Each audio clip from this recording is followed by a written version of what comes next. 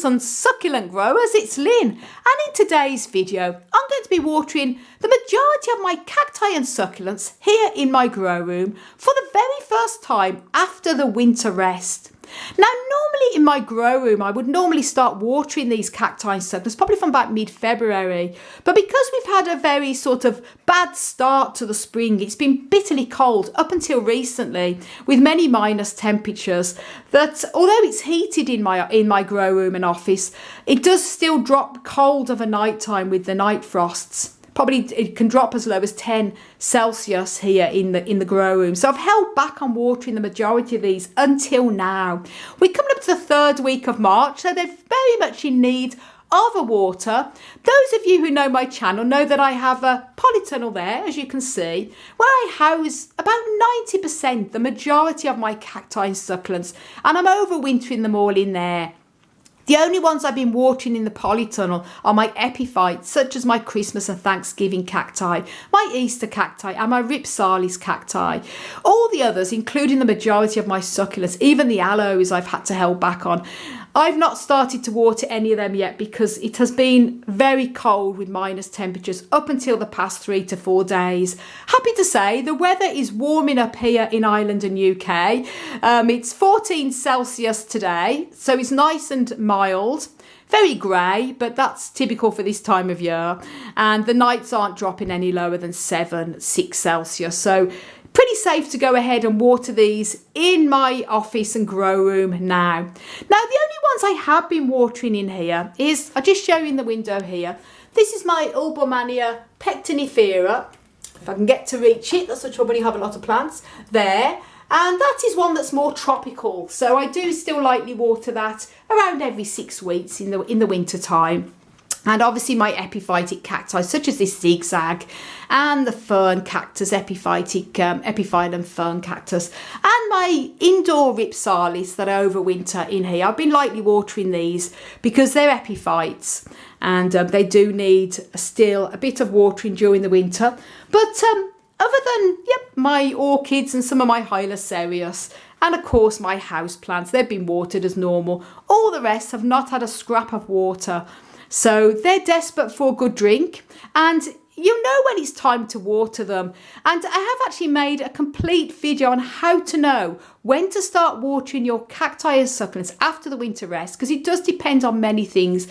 Which, for example, I'm not watering the desert cacti and succulents in the polytunnel because they're outdoors and they're only heated with a heater at 5 Celsius, 41 Fahrenheit. It's still only March, third week in March.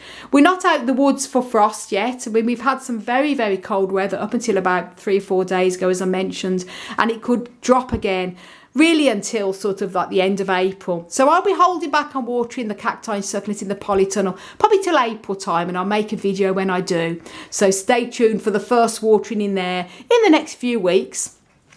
But because it's warm in my office and the temperatures are warming up and these are coming into active growth, this is my Euphorbia trigona, loads of new leaves on it, as you can see, and it does need a water. Also my Euphorbia Flanagani, commonly known as a Medusa plant, that's coming into bud. Look at all the buds at the top, a little ring, very excited. So that does need watering, it's coming into active growth. And also a lot of them, this is one of my Ocotillos. This is also coming into bud. You can see little buds forming there. So that's going to need starting up with a little bit of water. And here I have one of my Ostracylindra puntias as well. New growth coming on there and all these new leaves coming. So that is a sign that it's time to start watering. And because they're indoors and in a warm temperature, that's why I'm starting them up now. And in the window here, I've got some of my small euphorbias. You can clearly see that they've got pink thorns, I should say. So euphorbias have thorns, cacti have spines, and you can see them all going pink. So that's all new growth, new thorns coming up on there. Very excited to see, and it's clearly a sign that it's time to start watering. But as I mentioned, it does depend on where you have your cacti and succulents, the temperature they're at, and also if they're coming into growth or not. And as I mentioned, I've made a whole video on how to know when to start watering your cacti succulents after the winter, because this time of year is a little bit dodgy and it does depend on many things. So do go ahead and watch that video first if you're new to growing cacti and succulents and you're a bit unsure whether you should start watering or not. So that's a little bit of my waffle out the way. So now I'm going to start watering. And I've got the watering cans there. I also like to use these sort of long handled watering cans, the pump ones as well. They're really good for reaching the ones you can't reach in the window. I think I'm going to pretty much okay reaching everything today in there. But these are great when you really need to reach the ones, especially the ones I have in the polytunnel, because I end up knocking all the plants over if I'm trying to reach over with watering cans. So here we go. I'm going to start watering them and very excited to do this. Woohoo! So I'm going to start off with these ones that are clearly coming into growth in here. Euphorbias. Here I've got some in the window as well. Now the very small ones in the window, I'm going to hold back on watering them because there's no signs of them coming into growth yet. So I'm still going to hold back. But this is an Opuntia there. You can see it's shrivelling. And I've got the majority of my punchers all in the polytunnel. But this is one that's not so cold hardy, so I've had to overwinter it indoors. This one here is my Opuntia zebrina, commonly called the Opuntia cobra cactus because of its snakeskin appearance. And this one is, it's not too shriveled, but I'm going to start it off with a little bit of watering just to start it up here. Austrocylindra Opuntia. As I mentioned, a lot of my euphorbias are coming into active growth. This one here, the Euphorbia mammillaris variegata, you can clearly see there that there is a new signs of growth coming up on that. So also as well, little tiny bits of pink new growth at the top there. And also here, just the beginnings. So I'm going to give this a little bit of water too. And I say I'm just going to be watering the ones that's coming into growth, or if they're if any of them haven't really been very shriveled this year. I don't know whether it's because we haven't had it overly sunny, but they've not been too shriveled in here. And I'm just going to concentrate on the ones that, as I mentioned, are coming into growth. This Ocotillo as well. Tiny bit of water, just a little bit to start them off. This one as well. And the Trigona, so it's all got new signs of new leaves on that. And also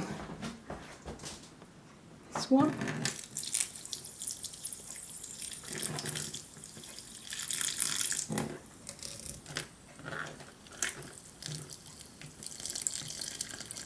Euphorbia beharensis as well. This isn't actually got any signs of new growth on it, but I do know that it is time to give it a bit of a watering, and this is one that's quite safe to start up now because I always find my euphorbias are one of the first to show signs of coming into growth after the winter. So the Euphorbia mammillaris as well. This is the all green one. This is a new little bit of growth that started to come up over the past few weeks. So this one I'm going to also start up now. And then this is one of my Opuntias. And this is one that, I think this is Opuntia robusta, but it's one we're overwintering indoors. As I mentioned, we have a lot of our Opuntias out in the polytunnel, overwintering. A lot of them are looking quite shriveled, but they're going to really plump up once it's warm enough to start watering them again. This one's indoors, showing the signs of a little bit of wrinkling, so I'm going to start this up as well with a bit of a watering.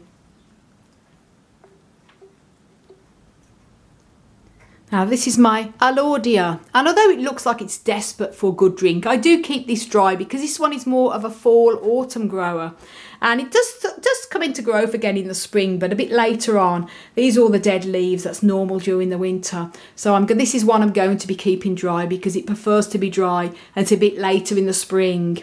And this is my Euphorbia Suzanne. As you can see, lots of little leaves starting to come up on it, so that's coming into growth. So that one is going to have a nice good first watering too. Now this is my saguaro, a little tiny saguaro cactus. I'm going to be keeping that dry for a bit longer. I'll probably start watering that probably in the April time when I bring it out into the greenhouse and water it when I water all the other ones in the polytunnel.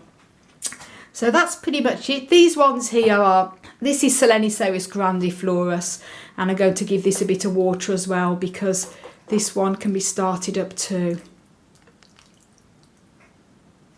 My Euphorbia Cactus. No signs of growth on that one yet, but I know it's still safe now to go ahead and start watering this one as well. My Euphorbia, gosh, I'm hopeless at pronouncing this, Nejun Rana Ritani. And this one is sort of starting having the makings of coming into growth there, you can see, and also little signs there as well. So I'm going to start this one up as well, give this a good watering. Oh, it's so good to get watering them all. So there we go, guys. That's the ones that have needed to be watered. And as I mentioned, do watch that video, how to know when to start watering your cacti and succulents after the winter. And I go into a lot more detail in there. And you'll know why I've watered some of these and some I haven't for that when you watch that video. But happy to say, good to see signs of growth coming on them as well. Also in my kitchen window, I have some of my euphorbias that I did water yesterday. I was going to include them in this video, but I did water them yesterday. For example, I've got my Euphorbia melliformis that's started to come into bud, as well as some of my others, which is really exciting.